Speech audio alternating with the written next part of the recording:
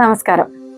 മിക്ക ആളുകളും, പ്രത്യേകിച്ച് സ്ത്രീകൾ, പുറത്തു പറയാൻ മടിക്കുന്ന ഒരു അസുഖമാണ് പൈൽസ്, ഹെമറോയിഡ് അല്ലെങ്കിൽ മൂലക്കുരു എന്നൊക്കെ പറയുന്നത്.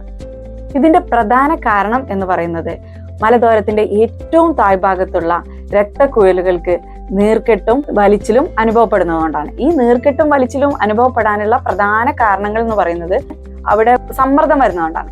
ഈ സമ്മർദ്ദം ഉണ്ടാക്കുന്ന കാരണങ്ങൾ എന്ന് പറയുന്നത് ഒന്ന്, മലബന്ധം ഉണ്ടാവുമ്പോൾ, അതുപോലെ അമിത ഭാരമുള്ള ആളുകളിൽ, വെയിറ്റ് എടുക്കുന്ന തരം വലിയ വലിയ വ്യായാമങ്ങൾ ചെയ്യുന്ന സമയത്ത്, കണ്ടിന്യൂസ് ആയിട്ടുള്ള ചുമ, ഛർദില്, തുമ്മല് എന്നിവ ഉണ്ടാകുന്ന സമയത്ത്, അതുപോലെ ഗർഭിണിയായിട്ടുള്ള ആളുകളിൽ, ചില ആളുകൾ ഇരുന്ന് ജോലി ചെയ്യുന്നവരുണ്ടാവും. കണ്ടിന്യൂസ് ആയിട്ട് ഇരിക്കുന്ന സമയത്തും ആ മലദ്വാരത്തിന്റെ താഴ്ഭാഗത്ത് സമ്മർദ്ദം വരും.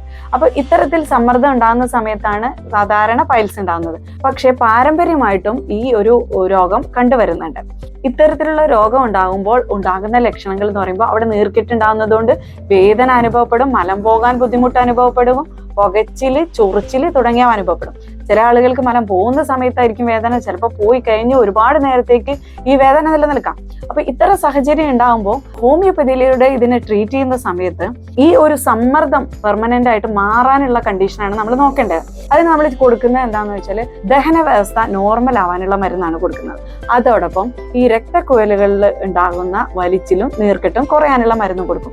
ഇത്തരത്തിൽ നമ്മൾ കണ്ടിന്യൂസ് ആയിട്ട് ട്രീറ്റ് ചെയ്ത് കഴിഞ്ഞാൽ നമുക്ക് ഈ ഒരു രോഗത്തെ പരിപൂർണമായിട്ടും മാറ്റാൻ പറ്റും. ഇനി നമ്മളിത് സർജറി മുഖേന കട്ട് ചെയ്ത് കളഞ്ഞു കഴിഞ്ഞാൽ വീണ്ടും വേറൊരു രക്തക്കുഴലിന് സമ്മർദ്ദം ഉണ്ടാവാം. അപ്പോൾ വീണ്ടും ഈ ഒരു പ്രോബ്ലം കാണാനുള്ള സാധ്യതയുണ്ട്. ട്രീറ്റ്മെന്റിനോടൊപ്പം തന്നെ ശ്രദ്ധിക്കേണ്ട കുറച്ച് കാര്യങ്ങളുണ്ട്.